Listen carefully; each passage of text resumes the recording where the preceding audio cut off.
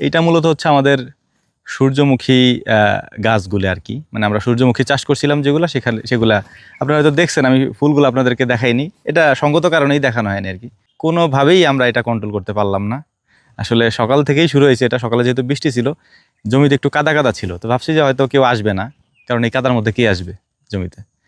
তো বিকাল পর্যন্ত একজন লোক এখানে নিয়োগ দেওয়া ছিল, বাবু কাকা এখানে রেখে দিয়েছিলাম যে কাকা আপনি এখানে দাঁড়ায় দাঁড়ায় দেখবেন যে মানে কেউ নষ্ট করে কিনা। হ্যাঁ, এত টেকেল দেওয়ার পরেও এই দেখেন, এই যে এত বড় একটা ফুল এই যে ছিঁড়ে ফেলছে, এরকম আরও কতগুলো ছিঁড়ে নিয়ে গেছে এখান থেকে।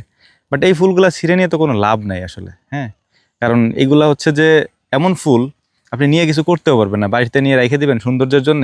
বাট এখান থেকে যদি এক একটা ফুল কেউ নিয়ে যায়, এরকম কি পরিমাণ ক্ষতি হয় জানেন? এটা মানে সূর্যমুখীর ক্ষেতের পাশে আমরা পেঁয়াজ লাগাই রাখছিলাম, দেখেন এই পেঁয়াজগুলোর অবস্থা। এমন পাড়াই সেই জায়গা দিয়ে, এই পেঁয়াজ যেমন আমার কোদাল দিয়ে উঠান লাগবে। দেখেন এই যে অবস্থা, এই পেঁয়াজগুলোর এমন পাড়াইছে, এগুলো ছিঁড়ে যাবে, এখন টান দিলে উঠবে না, কারণ মাটি যদি নরম থাকতো তাহলে এই পেঁয়াজগুলো উঠতো। দেখেন আমার পেঁয়াজগুলো কিন্তু ছিল এই যে এরকম, এই যে এরকম ছিল পেঁয়াজ। দেখেন এই যে সিরিয়াল মতো যদি আমি এখন এগুলো টান দিই না, এই পেঁয়াজগুলো দেখেন যে এইভাবে এইভাবে কীভাবে উঠতেছে, দেখছেন এইগুলো উঠতেছে। দেখেন ছবি তুলেন, সমস্যা নেই, বাট ক্ষতি করলে তো একটু কষ্ট লাগে। এত পরিশ্রম করি, তারপর হচ্ছে এত কষ্ট করে লাগাইছি, যখন এখন হইছে, তখন যখন এরকম ফুলগুলা নষ্ট হয়ে যেতেছে বা ছিঁড়ে ফেলতেছে এরকম বাচ্চারা এসে এসে, খারাপ লাগে আর কি দেখলে। আমরা তো কারো কিছু বলি না, একেবারেই কিছু বলি না। দেখেন আমি আমার স্যান্ডেল পরেও এখানে আসি না। হ্যাঁ, কারণ আমার এই ফসলগুলো আমার অনেক কষ্ট করে লাগানো ভাই। এবছর আমরা 4টার মতো 3টা বক্স মতো বসাইছি, ওই 3টা থেকে আমরা আরও একটা মানে তৈরি করছি আর কি, মৌমাছির বক্স। তো আপনি একটা জিনিস যদি লক্ষ্য করেন, দেখেন যে এখানে প্রত্যেকটা আমাদের যে ইয়া আছে, সূর্যমুখী আছে, দেখেন প্রত্যেকটার সাথে যে মৌমাছি আছে। হ্যাঁ, এই যে দেখেন এই যে মৌমাছিগুলা ওরা এখান থেকে মধু নিচ্ছে এবং ওরা কিন্তু পরাগায়ন করতেছে। হ্যাঁ, আর এই পরাগায়ন সম্পর্কে যারা জানেন তারা তো জানেনই, দেখেন যে ও কিন্তু মধু নিচ্ছে এখান থেকে।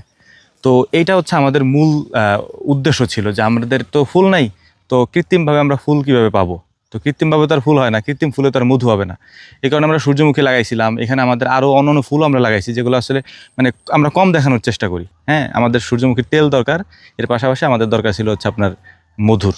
তো আমাদের এই যে জমিটা দেখতে পাচ্ছেন, এই জমিতে মূলত আমাদের কলাই বুনানো ছিল। গত কয়েকদিন আগে কলাই আমরা মূলছি, সেটা আমি আপনাদের হয়তো দেখাইনি, দেখাবো ইনশাল্লাহ। তো যেহেতু কলাই উঠাই নেওয়া হয়ে গেছে, এতে কাকা কলাই উঠাই নিছে, কলাই উঠাই নেওয়ার পর এই জমিটা কিন্তু ফাঁকা। তো এখানে এই যে রাস্তা, এই রাস্তা থেকে কিন্তু এখানে সরাসরি আসা যায়, আসার পরে এখান থেকে আপনি অ্যাভেলেবেল ছবি তুলতে পারেন, সমস্যা নাই সেটা। কিন্তু ওই মানে ক্ষেতের মধ্যে যাওয়ার কোনো দরকার ছিল না আর কি। ক্ষতি হইলো আর কি, একটু খারাপ লাগতেছে।